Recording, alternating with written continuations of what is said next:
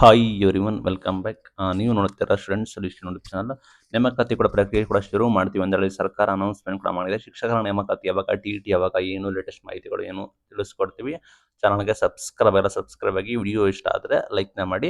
ನಿಮಗೆ ಗೊತ್ತಿರೋಗೆ ಸರ್ಕಾರ ಘೋಷಣೆ ಕೂಡ ಮಾಡಿದೆ. ಯಾವುದು ಆರ್ಥಿಕ ಇಲಾಖೆ ಅನುಮೋದನೆ ಕೊಟ್ಟಿದೆ ಅದಕ್ಕೆ ನಿಮಗೆ ನೇಮಕಾತಿ ಕೂಡ ಮಾಡ್ತೀವಿ ಅಂತ ಹೇಳಿದ್ದಾರೆ. ನೆಕ್ಸ್ಟ್ 30 ಡೇಸ್ಗಳಲ್ಲಿ ನಿಮಗೆ 53,000ಕ್ಕೂ ಹೆಚ್ಚು ಹುದ್ದೆಗಳ ನೇಮಕಾತಿ ಕೂಡ ಮಾಡ್ತಾರೆ. ಅದರಲ್ಲಿ ಜಾಸ್ತಿ ಇರೋದು ಕಲ್ಯಾಣ ಕರ್ನಾಟಕ ಭಾಗದ್ದು. ಇಲ್ಲಿ ಯಾವೆಲ್ಲ ಹುದ್ದೆಗಳಿಗೆ ಆರ್ಥಿಕ ಇಲಾಖೆ ಅನುಮೋದನೆ ಕೊಟ್ಟಿದೆ ಅದಕ್ಕೆ ನಿಮಗೆ ನೇಮಕಾತಿ ಕೂಡ ಪ್ರಕ್ರಿಯೆ ಕೂಡ ಶುರು ಮಾಡ್ತಾ ಇದ್ದಾರೆ. ಅದನ್ನ ಕೂಡ ಸರ್ಕಾರ ಅನೌನ್ಸ್ಮೆಂಟ್ ಮಾಡಿದೆ. ನಿಮಗೆ ಕಲ್ಯಾಣ ಕರ್ನಾಟಕ ಭಾಗದ ಶಿಕ್ಷಕರ ನೇಮಕಾತಿ ಸೇರಿ ನಿಮಗೆ 2,000 ಅಧ್ಯಾಪಕರ ನೇಮಕಾತಿ ಸೇರಿ ಯಾವುದೆಲ್ಲ ಆರ್ಥಿಕ ಇಲಾಖೆ ಅನುಮೋದನೆ ಕೊಟ್ಟಿದೆ ಅದನ್ನ ನಮಗೆ ನೆಕ್ಸ್ಟ್ 30 ಡೇಸ್, ನೆಕ್ಸ್ಟ್ 30 ದಿನಗಳಲ್ಲಿ ನಮಗೆ ನೇಮಕಾತಿ ಕೂಡ ಮಾಡ್ತೀವಿ ಅಂತ ಹೇಳಿದ್ದಾರೆ.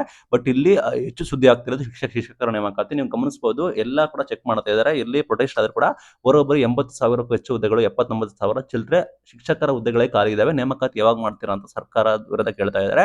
ಹಾಗಾಗಿ ಸರ್ಕಾರಕ್ಕೂ ಕೂಡ ತೊಂದರೆ ಕೂಡ ಆಗ್ತಾ ಇದೆ, ಸರ್ಕಾರಕ್ಕೆ ಕೂಡ ಒತ್ತಡ ಕೂಡ ಬೀಳ್ತಿದೆ.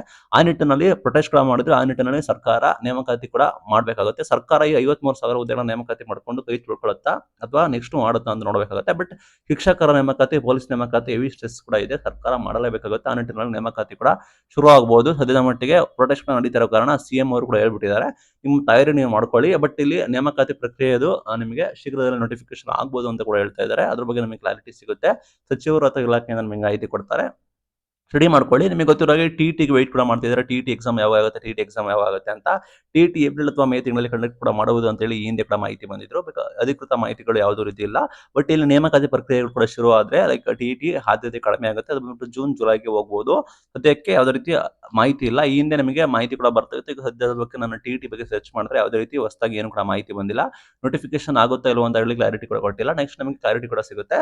ಸದ್ಯದ ಮಟ್ಟಿಗೆ ನೇಮಕಾತಿ ಕುರಿತು ಗೊಂದಲ ಇರೋ ಕಾರಣ ಸರ್ಕಾರಕ್ಕೆ ಒಂದು ಆಪ್ಷನ್ಸ್ ಇದೆ, ಒಂದು ಶಿಕ್ಷಕರ ನೇಮಕಾತಿ ಕೂಡ ಮಾಡಬೇಕು, ಇಲ್ಲ ಅಂದ್ರೆ ಅವರು ಟಿಟಿ ಕೂಡ ಮಾಡುವ ಸಾಧ್ಯತೆ ಕೂಡ ಇದೆ. ಎರಡರಲ್ಲಿ ಒಂದು ಕೂಡ ಮಾಡ್ತಾರೆ. ಬಟ್ ಎರಡನ್ನು ಕೂಡ ಮಾಡೋದಕ್ಕೆ ಅಟ್ ಎ ಟೈಮ್ ನಿಮಗೆ ಆಗೋದಿಲ್ಲ. ಬಟ್ ನಿಮಗೆ ಅಟ್ಲೀಸ್ಟ್ 2-3 ಮಂತ್ಸ್ ಗ್ಯಾಪ್ಸ್ ಕೊಟ್ಟು ಅಥವಾ ನೇಮಕಾತಿ ಕೊಟ್ಟು ನಮಗೆ ಮಾಡಬೇಕಾಗುತ್ತೆ. ನಿಮಗೆ ಗೊತ್ತೇ ಇದೆ ಏನಕ್ಕೆ ಅಂತ ಹೇಳಿ. ಎರಡು ಕೂಡ ಅಟ್ ಎ ಟೈಮ್ ನಿಮಗೆ ಮಾಡೋಕೆ ಆಗೋದಿಲ್ಲ. ಇದು ಗ್ಯಾಪ್ ನಲ್ಲಿ ನಮಗೆ ಶಿಕ್ಷಕರ ನೇಮಕಾತಿ ಟಿಟಿ ಕುರಿತು ಈ ಅಪ್ಡೇಟ್ಸ್ ಶೀಘ್ರದಲ್ಲಿ ನೋಟಿಫಿಕೇಶನ್ ಕೂಡ ಆಗುತ್ತೆ ಅಂತ ಹೇಳ್ತಾ ಇದ್ದಾರೆ. ಸದ್ಯದ ಮಟ್ಟಿಗೆ ಸರ್ಕಾರ ನೆಕ್ಸ್ಟ್ 30 ದಿನಗಳಲ್ಲಿ ಕ್ಲಿಯರ್ ಕೂಡ ಮಾಡ್ತೀವಿ ಅಂತ ಹೇಳಿದ್ದಾರೆ. ಇದು ಇವತ್ತಿನ ವಿಡಿಯೋ. Thank you.